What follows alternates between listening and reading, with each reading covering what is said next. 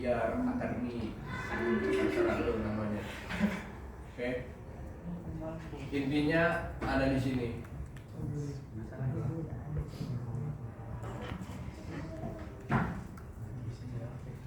Nah, terus nanti company profile-nya lu bikin sesuai dengan apa yang lu butuhkan. Misalnya kalau ini kan gue sampelnya, gue anggap aja sampelnya misalnya yang diklik, lu jualan model yang di PMF apa ya kalau nggak salah, resto ya. Nah, anggap aja modelannya kayak begitu juga. Nah, itu tergantung nanti dari hasil analisa lu. Kalau misalnya lu bikin yang modelnya kayak akademik yang ada pelajarannya, diajarin apa segala macam, itu terserah lu. Makanya ini dari kasusnya intinya adalah dia mau mencari bibit dari atletnya. Nah, gimana caranya? Kan banyak nih tersebar di Indonesia. Nah, itu bikin.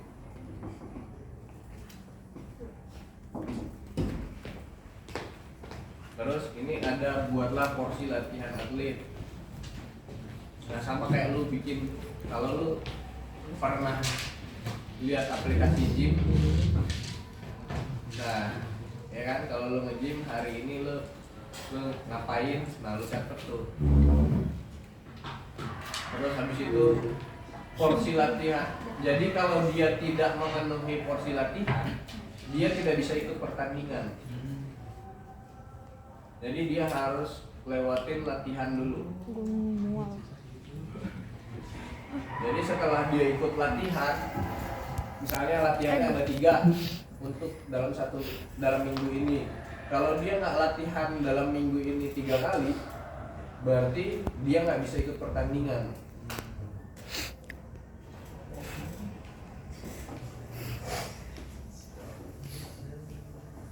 Nah, setelah latihannya oke, baru dia bisa ikut pertandingan. Setelah pertandingannya misalnya si A lawan si A, nah buatlah klasemen dari hasil pertandingan tersebut. Jadi ini tujuannya statistik buat pertandingannya. Nah, ada yang mau tanya dulu nggak sampai sini? Ini profile lu webnya doang. API sama,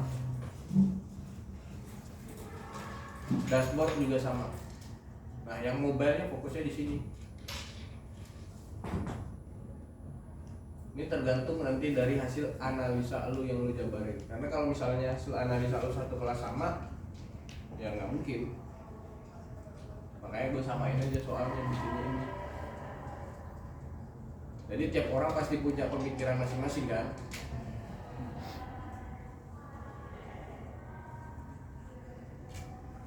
Kalau konsepnya usaha kafe sama resto lagi, yang modelannya begitu. Nah, kalau konsepnya adalah akademi modelan pro akademi, ya berarti lo emang cari bibit. Jadi kayak lo promosi, kayak bikin kursus. Terserah lo modelannya kayak gimana. Ini ada yang mau ditanya dulu nggak? Kan di situ ada kategori penilaian dari pelatihan. Ini terserah lu kategori penilaiannya.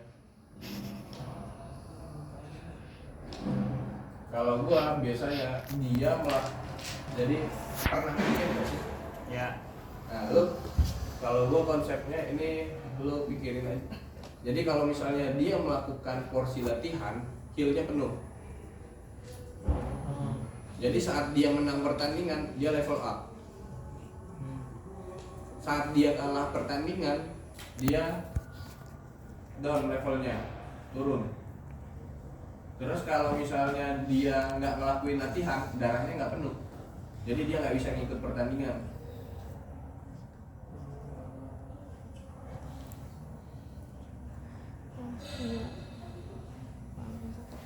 Bayang nggak?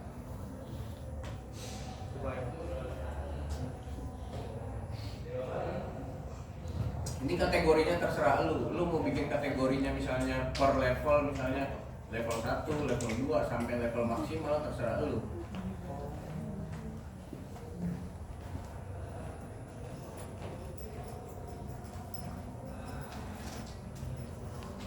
dia kalau misalnya belum melakukan porsi latihan ini, Oh berarti jatuhnya kayak ini Pak, apa namanya, kayak step by step itu, kayak dia harus ngikutin pelatihan dulu. Kalau ada gagal salah satu, dia nggak bisa masuk ke pertandingan. ya porsi latihan ini tergantung dari misalnya dia masih level 1, porsi latihannya misalnya cuman misalnya yang basic ya udah kasih yang basic misalnya basic apa.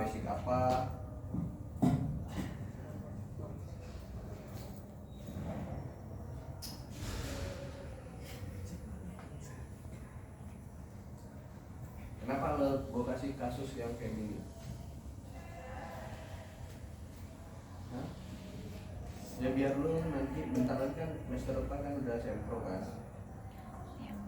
Nah udah sempro, kalau bisa masing-masing orang itu kan nanti punya analisa dan kasus untuk tugas akhirnya nanti. Nah kalau misalnya ini kan gue kasih opsi, sebenarnya lu nanti di saat tugas akhir lu boleh milih. Misalnya lu mau bikin dashboard beserta API-nya aja, lu bisa milih kayak begitu. Tapi kalau misalnya nanti lu nggak ada yang bisa, ini salah satu apa yang lu tulis, apa yang lu mau bikin buat tugas akhir lu.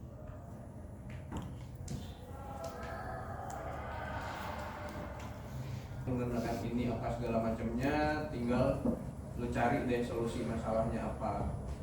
Nah problemnya lu nggak bisa saat ini buat analisa itu.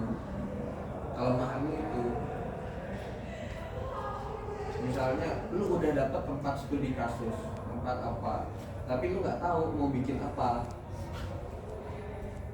Ujung-ujungnya lu nanya sama perusahaannya, Pak, kalau saya bikin kayak gini bisa nggak? Atau nggak nanti ujung-ujungnya dari perusahaannya yang ngasih lu cash. Jangan begitu. Kalau dikasih sama, karena nanti tugas akhir itu beda ya. Lu jadi jangan sampai kalau yang sering terjadi ya, kasusnya jadinya double. Saat tugas akhir mengerjakan yang A, saat lu komitmen sama tempat studi kasus lu ngerjakan yang B. Kenapa begitu? Karena tugas akhir tuntutannya berbeda. Lu harus full selesai secara akademik. Sedangkan kalau misalnya lu dengan orang tersebut selesai misalnya cuma bikin aplikasinya aja, ya udah sampai aplikasinya. Jangan. Sedangkan di akademik lu nanti harus bikin publish jurnal, harus bikin referensi terkait punya lu. Kalau misalnya kasusnya dari dia, contoh nih. Jadi sekarang itu ada dia disuruh dari tempat studi kasusnya dia disuruh bikin portal job. Jadi kayak portal apa namanya tuh, penerimaan karyawan gitulah. Nah tapi kan kalau lu dengan akademik, lu nggak bisa bikin aplikasi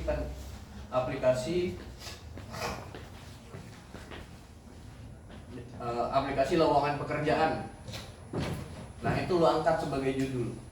Di saat sidang dia udah bawa itu, maksudnya dia emang bawa pure dari kasus itu. Nah tapi dari sisi akademik itu nggak ada yang didapat,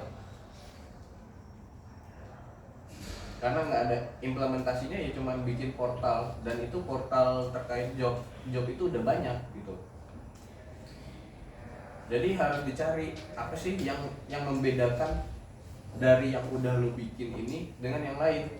Itu pertanyaan pengujinya. Oh saat dicari, ya misalnya prosesnya adalah nanti orang masukin CV, terus itu dia udah tahu diterima apa enggak. Kan logikanya kalau lu job seeker kan cuma itu. Selesai aplikasinya, dengan perusahaannya itu selesai. Tapi dengan urusan tugas akhir lu itu nggak selesai. Nah di saat sidang dia akhirnya disuruh bikin optimalisasi dalam pencarian rekrutmen. Jadi kayak orang yang daftar dari misalnya ini lowongan pekerjaan misalnya IT administrator misalnya atau web developer. Nah di saat itu berapa banyak CV yang masuk, difilter langsung CV yang mana aja yang langsung bisa masuk sebagai kompatibel. Apa yang bisa dioptimasi? Ya udah, berarti lu nambahin algoritma untuk optimasinya. Algoritma apa yang dipakai? Lah lu pilih.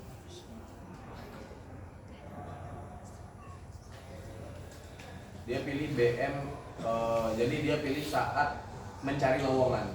Jadi saat tombol search yang dipencet di situ, misalnya lowongannya web developer dia bakalan cari yang kompatibel dengan CV yang udah lu upload. Baru masuk secara sisi akademiknya. Karena sebelum ini lu cuma bikin aplikasi, udah stop, selesai.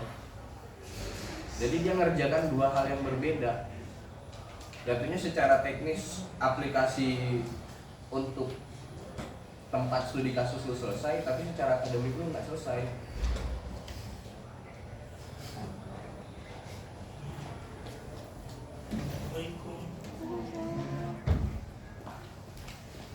Nah itu nggak tahu ya, nanti kalau kalian dapat pengujinya yang kayak gimana, gue nggak tahu nanti ke depannya. Kalau gue selalu berpikir hal yang terburuk dulu. Kemungkinan nggak, misalnya gue dapat penguji yang nanti yang bakalan ngeribetin gue, ya kemungkinan. Kemungkinan nggak kalau misalnya dari apa yang gue udah bikin maksimal tiba-tiba berubah 100%. Kemungkinan banyak. Udah canggih tuh bikin, kayak kemarin sidang bikinnya kemarin dia bikin pengganti remote control. Jadi dia bikin prototipe mobil pakai Arduino, pakai apa segala macamnya, memanfaatkan IoT. Jadi yang sebelumnya pakai remote diganti sama hand gesture. Kalau belok kiri tangan kiri, kanan kanan. Kalau rem gini, kalau maju udah lepas nggak ada tangan, berarti mobilnya maju. Nah kan kalau misalnya dari sisi tempat studi kasusnya itu udah selesai, menggantikan remote dengan gestur tadi, karena kasusnya dia mau penelitian dari tempatnya dia itu emang mau ganti fungsi remote-nya jadinya model based virtual. Tapi dengan sisi akademiknya nggak ada yang didapat. Kenapa nggak ada yang didapat? Karena dia nggak bisa jabarin apa sih manfaat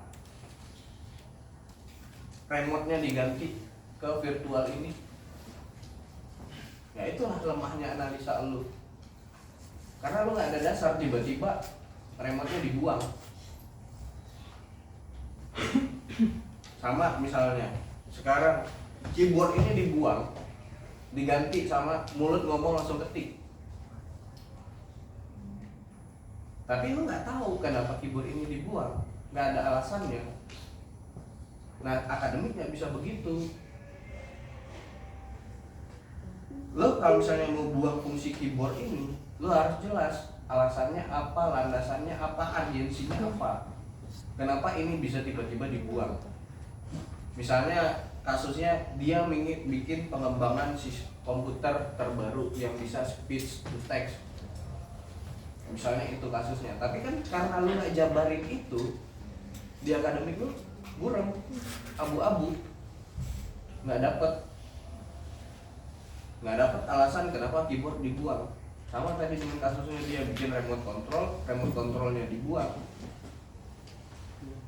dan belum pasti juga bakalan virtualisasi dulu bakalan lebih responsif dengan remote.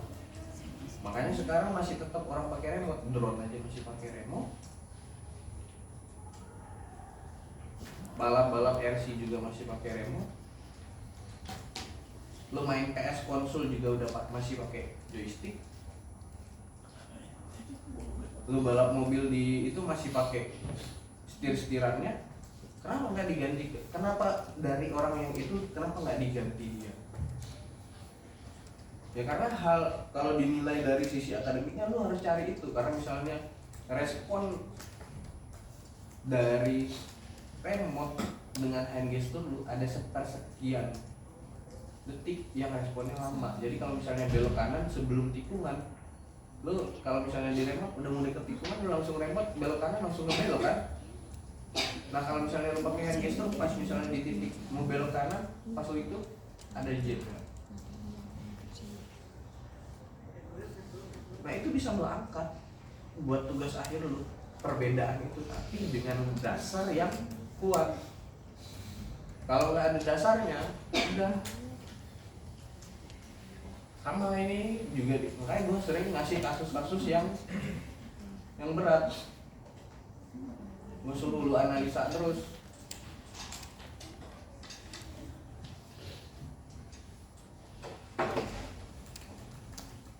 Nih terkait ininya ada yang mau tanya lagi nggak nih?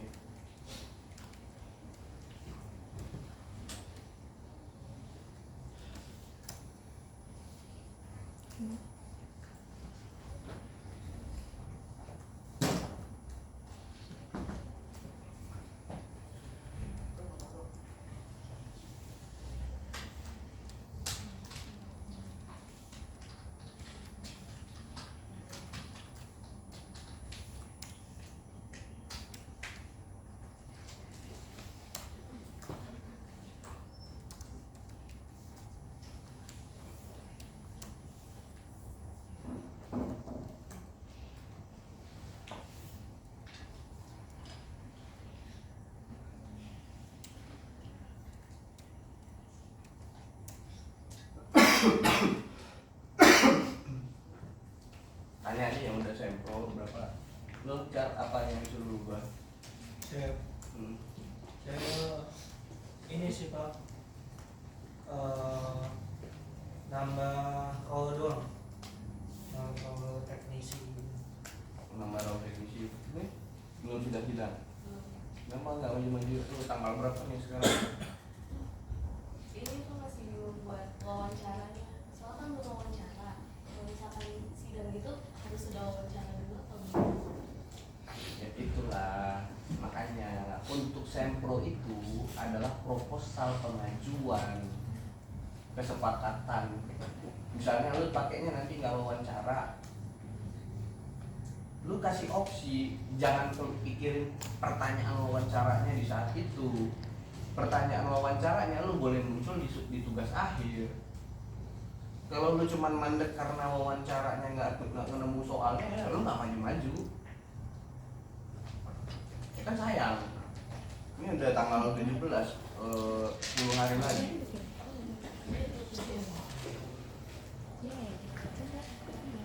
Bukan masalah nanti metodenya pakai wawancara. Nanti misalnya ditanya sama penguji lu, udah disiapin belum list wawancaranya?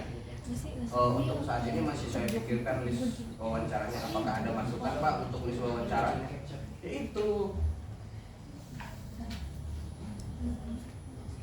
Ya, kalau misalnya lu mentok cuman karena nggak nemu pertanyaan wawancara, jangan maju-maju, nggak dapet. Karena kan sempro lu belum fix buat lu kerjain jadi tugas akhir. Selama lu masih tahan ini belum lengkap, ya makin lama. Justru kalau gua mah lebih baik lu tampil dengan apa adanya yang lu pahamin dan lu bisa jelasin maunya kayak gimana, udah. Daripada lu bikin seperfect mungkin, dan itu nanti kalau misalnya tidak ada menemukan aspek akademiknya, lu harus rubah 100%. Karena ada, bimbingan itu ada. Berubah 100% dari judul, pembahasan, semua. Nggak bisa jawab itu. Hah? Kok nggak bisa jawab? Ya bukan nggak bisa jawab, karena nggak ada yang bisa diangkat buat jadi akademik tadi yang dulu.